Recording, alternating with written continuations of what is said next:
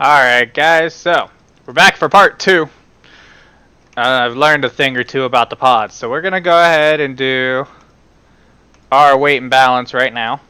So apparently, and this is for everybody to know, if you attach a pod and then run a weight and balance, it's going to negate what's on, the weight of the pod. So what we're going to do is we are going to take that number and we are going to add in that number.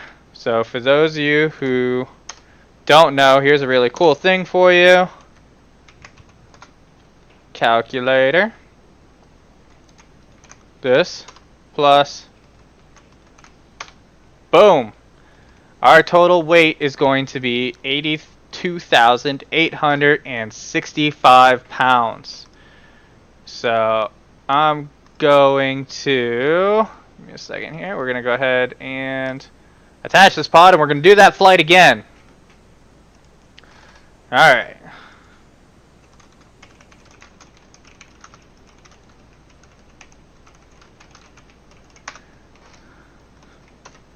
So just for confirmationing, I'm sending information to somebody. So there we go. We're all set. Aircraft is good to go. Connected. We are now sitting at 83,000 pounds.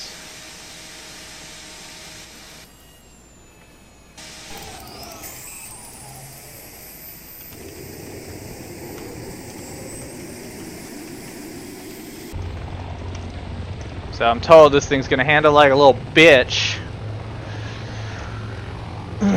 So I am excited for it. Just waiting on our gauges, everything to get into the green. There's the servo. Just waiting on that rotor to get up there into the green. Alright. RPM, stop at the green, no warning lights or horns. Engine gauges, they're in the green, fuel sufficient. And clear above, so we're gonna go ahead and give myself that pedal I know I'm going to need and slowly start raising the collective, because apparently this is gonna be one heavy bitch. Oh yeah, look at that, we're already past where we were. Alright, come on baby, get up there, there we go. Too much pedal.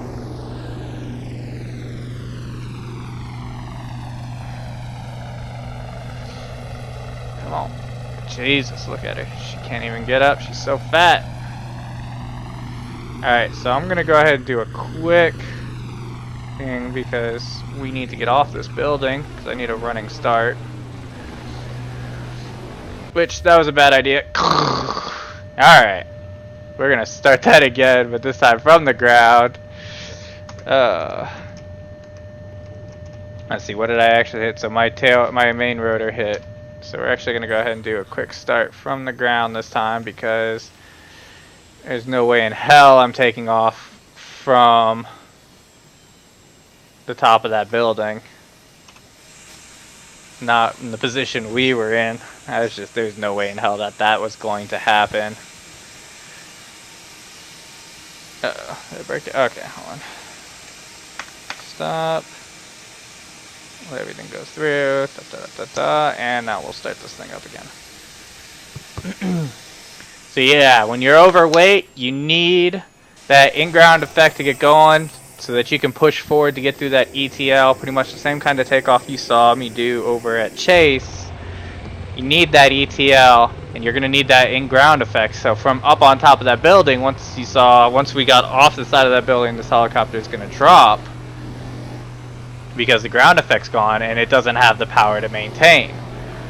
If you don't have the power to maintain a hover, which we just barely have enough power to maintain the hover here, you would have to do what's called a running takeoff, which is pretty much an airplane takeoff. Get yourself light on the skids, push forward on the cyclic until you get some airspeed and break ETL, and you can get going that way. Alright, here we go. So we're going to pick up into a hover using a massive amount of torque to get up. more left pedal there. Alright, so forward just a little bit because I know there's a building behind me that we're getting close to. We're going to go ahead and start our turn. Ooh, slight input lag here. Always fun.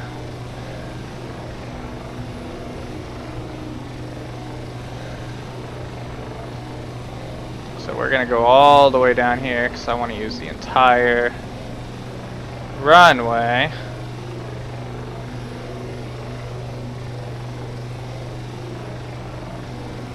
So yeah, controls are extremely sluggish right now. Definitely interesting. Come on. Stop it. Definitely an overloaded aircraft. Okay.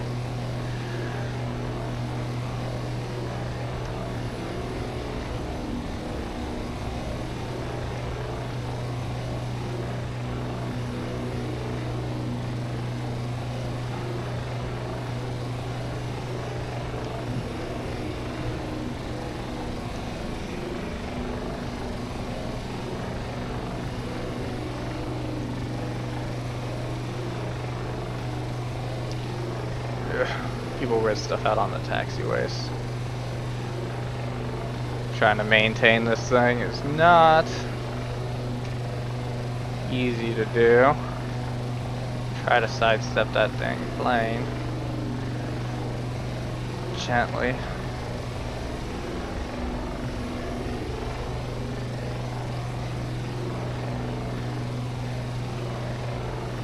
See, she just really wants to keep drifting in whatever direction she's in.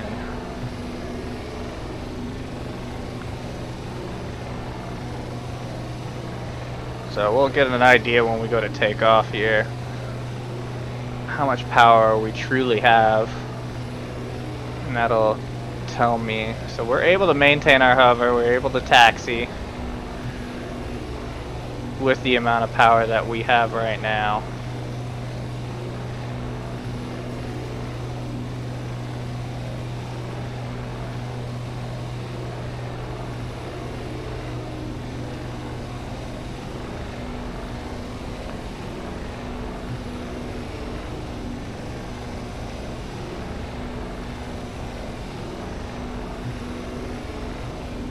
So we should be able to do a normal takeoff. We don't need to do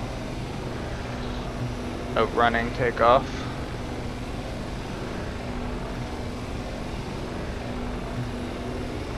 Let's get aligned here. Come on. Hopefully that guy's landing on the proper runway.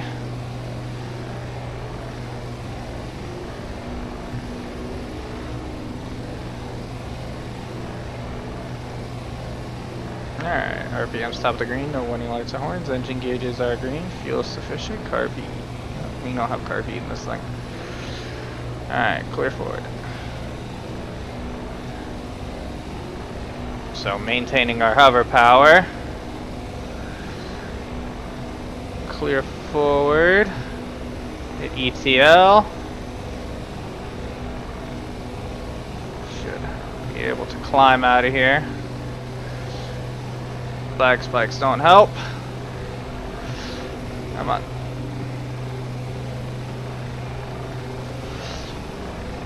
She doesn't want to climb at all. Holy shit.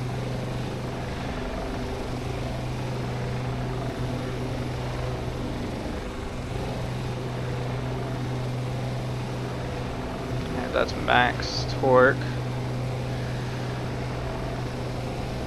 She does not want to climb. We're going to maintain above 40 knots. She's still dropping.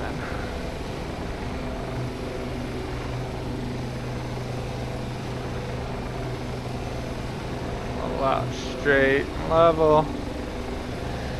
Maintain a slower airspeed.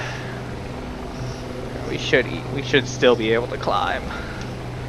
Have to burn off some fuel. We should not be descending right now. That's just funny.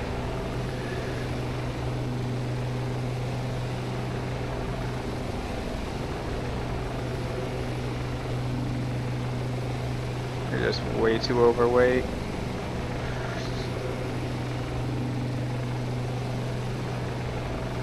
Don't drop below ETL. We're good. If you drop below ETL, we are screwed. Come on.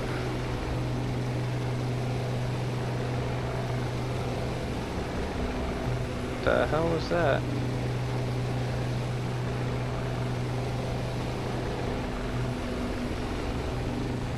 So slow.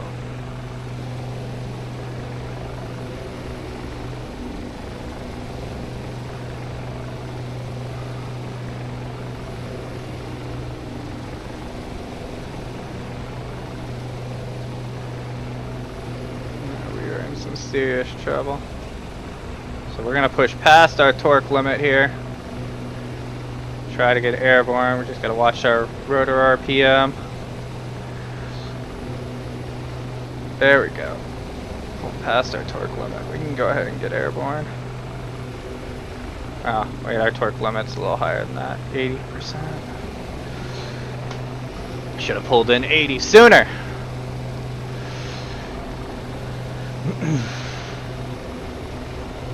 On a typical day, an aircraft would not be pulling above the green arc. Jesus, look at our speed. Barely any freaking forward cyclic. We got mass amounts of speed.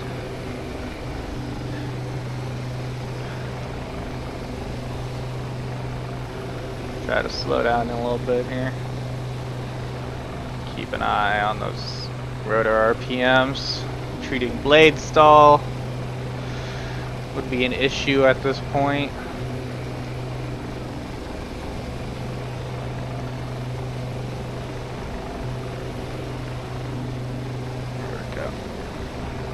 Definitely requiring way more torque than this aircraft would safely be rated for.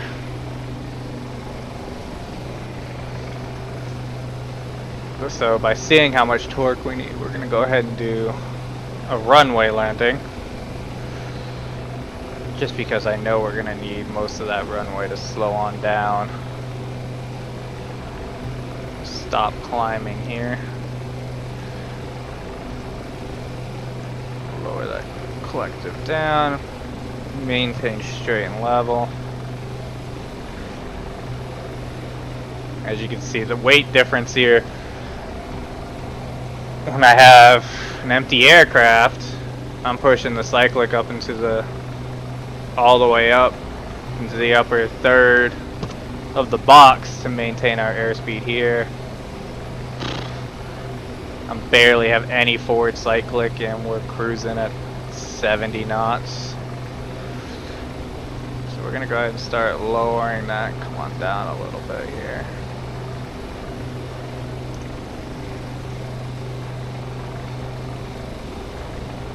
So just a reminder for everybody watching, we are loaded down with 54,000 pounds of cargo, exterior cargo. So this is not a typical flight. Your control inputs would not typically look like this when doing this flight.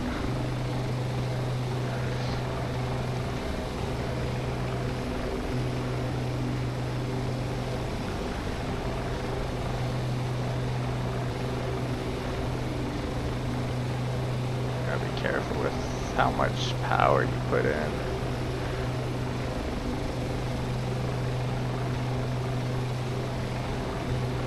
Yeah, we're going to be looking for the Chase Field runway in front of us.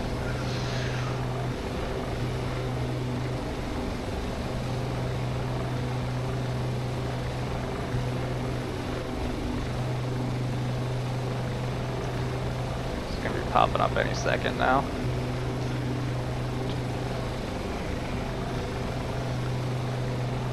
There she is.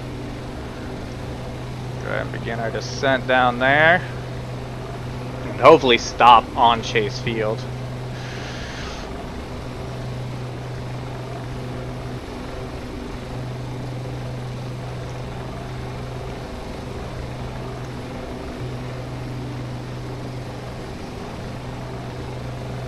All the same things apply, just gotta be careful. As you can see, she likes to, where else here? I'm gonna hit ETL a lot faster, or our rate of descent is gonna descend a lot faster. Fairly steep approach, pull in some extra power. That transition into a hover. We're gonna need it.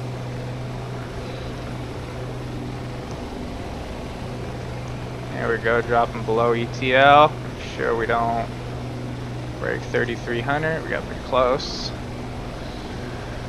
Transition into a big old fat bird hover. Little high. Let's drop on down to the deck a little bit. Take out some of that torque. Black spike. Sits back over that runway. Not easy to do this aircraft with this much weight. Really just wants to go wherever the hell she wants to go. Because I know this much extra torque.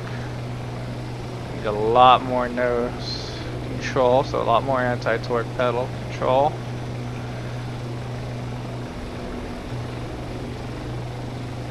We're gonna go ahead and taxi on down to the very end down there.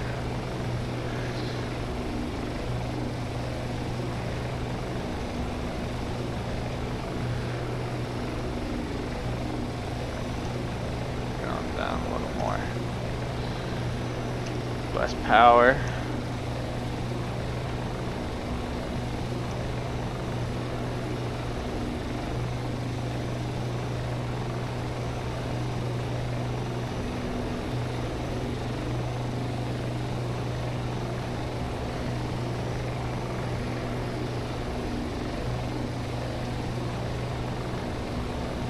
Well, it's doable pulling past the green arc. Just remember, when you start pulling past that green torque arc, you want to keep an eye on your rotor RPMs. Pulling too much collective, too much torque can lead to retreating blade stall. And nobody wants retreating blade stall. Not the coolest thing in the world. So as you can see, it's definitely a lot harder the more weight you have in the sky crane. Oh crap. Black spike. Come on, control. Come on, baby. As you can see, you gotta be on top of your controls constantly. Get a decent lag spike. You can easily lose control of a bird with this much weight in it. There we go. She's back under control.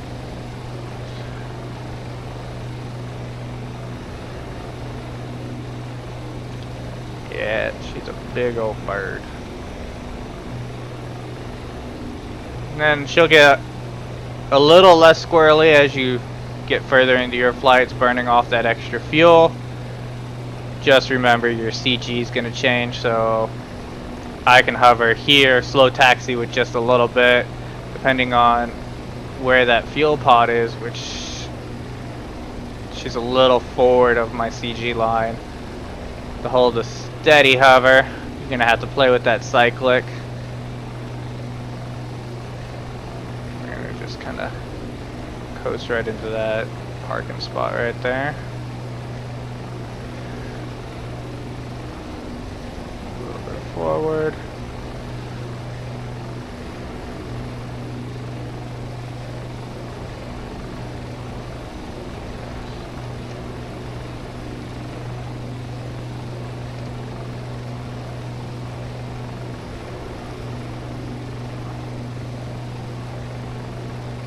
As we lower that collective, making sure to keep our nose straight with our pedals. We're way up there on the power usage curve, so take a little bit to get this aircraft down. Oops, see, she gets squirrely on you. Don't pay attention, she won't get squirrely. No. Nose is still kicking over. Downside to having to hold this much power to hover. Get her down. There we go. Back on the ground. There you go. You can see, using extra weight, that mass amount of weight from that cargo pod, means we had to pull way more power, excuse me, than we ever should have to pull in this aircraft. We were well above the green arc, which is your safety limitations. So, and be careful because your controls are going to be less exaggerated. So the forward cyclic, less forward cyclic meant we had way more speed than normal. And then as you saw on a hover, she's going to get really squirrely on you. It's going to take longer for your control inputs to react. So trying to correct something is going to take a lot longer to do. Hope you enjoyed this video. I'm sure there will be a lot more to come. Have a good night, guys.